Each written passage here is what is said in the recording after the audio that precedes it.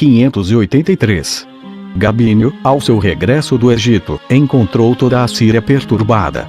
Alexandre, filho de Aristóbulo, ocupara à força o governo e atraíra grande número de judeus para o seu partido. Assim, havendo reunido tropas, ele percorria toda a província e matava quantos romanos encontrava.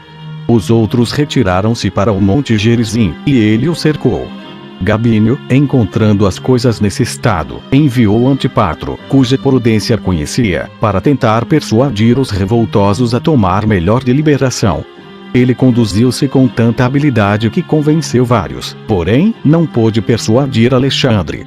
Resolveu então, com os 30.000 judeus que o seguiam, travar batalha. Esta aconteceu perto do monte de Itabírio. Os romanos venceram, e os judeus perderam 10.000 homens. Gabínio, depois de colocar em ordem as questões principais em Jerusalém, segundo o conselho de Antipatro, marchou contra os nabateenses e venceu-os também numa batalha. Mandou de volta para o país de origem 2 senhores partos, de nome Mitridates e Orsano, que se haviam refugiado junto dele, e fez ao mesmo tempo correr a notícia de que eles escaparam para voltar ao seu país. Esse grande general, depois de tantos e tão belos feitos militares, voltou para Roma, e Crasso sucedeu-o no governo das províncias. Nicolau de Damasco e Estrabão da Capadócia escreveram os feitos de Pompeu e de Gabínio contra os judeus, e eles estão perfeitamente de acordo. Capítulo 12. Crasso saqueia o templo. É derrotado pelos partos com todo o seu exército. Cássio retira-se para a Síria e a defende contra os partos. Grande prestígio de Antipatro, seu casamento e seus filhos. 584. Crasso foi fazer guerra aos partos. Passou a Judéia e levou do templo não somente os 2.000 talentos em que Pompeu não havia tocado, mas tudo o que lá encontrou, no valor de mais ou menos 8.000 talentos. Tomou também ouro maciço, no peso de 300 minas. Cada mina pesa 2,5 libras. O sacerdote Eleazar, que tinha a guarda dos tesouros do templo, deu-lhe a barra de ouro não com mau fim, pois era homem de bem, mas por ter ao mesmo tempo a guarda de toda a tapeçaria, de extrema beleza e de altíssimo valor, que estava dependurada a essa barra. O temor de que Crasso, possuído de ambição desmedida e cioso de se enriquecer, apanhasse todos os ornamentos do templo, fê-lo pensar que podia entregar a barra de ouro quase como para resgatar as outras riquezas, o que ele fez somente após Crasso haver jurado não tocar em nada do que restava e contentar-se com tão grande presente. Essa barra de ouro estava encerrada e escondida propositadamente numa barra de madeira, e somente Eleazar o sabia. Crasso, porém, sem se incomodar em violar o seu juramento, apanhou tudo que havia no templo, e não é de admirar que encontrasse muitas riquezas, pois todos os judeus da Ásia e da Europa que ainda amavam a Deus as haviam oferecido durante muitos anos. Para provar que não exagero e que não é por orgulho de nossa nação que digo que o que Crasso roubou do templo alcançava uma enorme soma, eu poderia citar vários historiadores. Contentar-me-ei, contudo, em relatar o que diz Estrabão da Capadócia, com estas palavras: Mitridates mandou para a ilha de Cos, a fim de apanhar o dinheiro que a rainha Cleópatra lá havia depositado e 800 talentos dos judeus. Como não temos dinheiro público, a não ser o que consagramos a Deus, claramente se deduz dessas palavras que, pelo medo da guerra que Mitridates fazia aos judeus da Ásia, eles haviam mandado aqueles 800 talentos para a ilha de Cos. Do contrário, que necessidade tinham os da Judéia, que possuíam além do templo uma cidade tão forte, de enviar dinheiro para essa ilha? É possível que os de Alexandria tenham sido levados pelo mesmo temor a fazer a mesma coisa, se não tinham motivo para temer Mitridates. O mesmo Estrabão, falando da passagem de Silas pela Grécia para fazer guerra a Mitridates e das tropas que Lúculo mandou a Cirene para dominar a revolta de nossa nação, confirma a mesma coisa e mostra que o povo estava espalhado por toda a terra. Eis as palavras desse autor: havia na cidade de Cirene burgueses trabalhadores, estrangeiros e judeus. Estes se acham disseminados por todas as cidades, e seria difícil encontrar um lugar em toda a terra que não os tenha recebido ou onde eles não se tenha pacificamente estabelecido. O Egito e Cirene, quando estavam submetidos a um mesmo soberano, e várias outras nações tanto apreciaram os judeus, que abraçaram os seus costumes. E, tendo sido criados e educados com eles, observaram as mesmas leis. Há também no Egito várias colônias de judeus, sem falar de Alexandria, onde eles ocupam uma grande parte da cidade e onde tem magistrados para resolver todas as suas questões segundo as suas leis e confirmar os contratos e outros atos entre eles, como nas repúblicas mais absolutas. O que fez essa nação se estabelecer de tal sorte no Egito foi que os egípcios têm a sua origem dos judeus, e esses dois países são tão próximos que facilmente se pode passar de um ao outro. Assim também Cirene, que não somente está perto do Egito, mas é parte dele. 585. Depois de fazer o que quis na Judeia, Crasso marchou contra os partos, mas foi derrotado por eles, com todo o seu exército, como dissemos a Lures. Cássio retirou-se para a Síria, de onde resistia aos partos, que, orgulhosos com a vitória, lá faziam incursões. Depois veio a Tiro e passou a Judeia, onde tomou Tariqueia, levando escravos cerca de 30.000 homens. Ptolau, que havia abraçado o partido de Aristóbulo, estava entre os prisioneiros.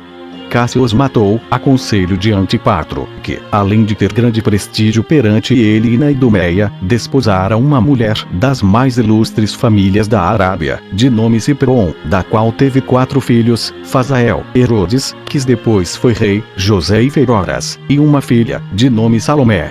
Antipatro conquistou a amizade de vários príncipes pela maneira respeitosa como os tratava e particularmente a do rei dos árabes, ao qual ele confiou os seus filhos quando fazia guerra a Aristóbulo. Cássio, depois de reunir mais forças, marchou para o Eufrates a fim de combater os partos, como dizem outros historiadores. Capítulo 13. Pompeu corta a cabeça a Alexandre, filho de Aristóbulo. Felipion, filho de Ptolomeu Mineu, príncipe da Cálcida, desposa Alexandra, filha de Aristóbulo. Ptolomeu, seu pai, o mata e desposa essa princesa. 586. Pouco tempo depois, César apoderou-se de Roma. Pompeu e todo o senado de lá fugiram, passando para além do Mar Jônico.